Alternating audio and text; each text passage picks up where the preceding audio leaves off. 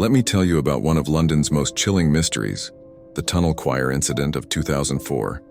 You know, there's something about underground tunnels that already gives most people the creeps, but this one's different. It was a typical April morning when two maintenance workers descended into London's maze of old service tunnels. Just another routine repair job, or so they thought. The air was damp, their footsteps echoing off the ancient brick walls, when suddenly they heard it, singing, but not just any singing. What started as a distant whisper grew into something spectacular.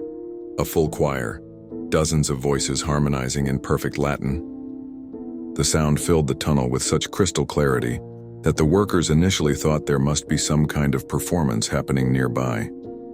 But here's the thing, they were deep underground, far from any possible source, and they were completely alone. Quick thinking, one of the workers pulled out his phone and started recording.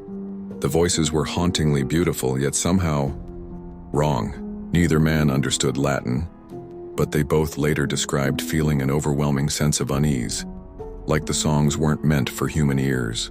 When they brought the recording to sound experts, things got even stranger. Analysis showed multiple distinct voices, at least 30 different singers, but there was no explanation for how such pristine choir music could exist in those conditions.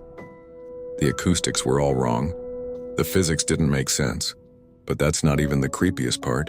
Later that night, one of the workers disappeared from his home. Just vanished, the only clue.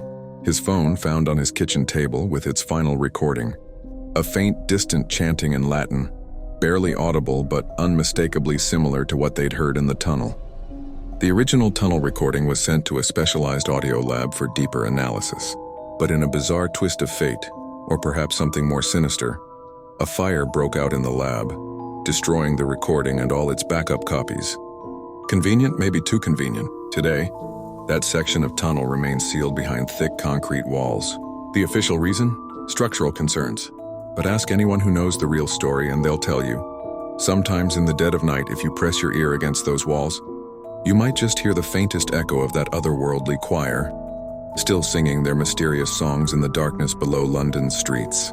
And the missing worker, he was never found. Some say he heard the songs in his dreams, calling him back to the tunnels. Others believe he discovered what those Latin verses really meant. But we'll probably never know the truth, just like we'll never hear that haunting recording again.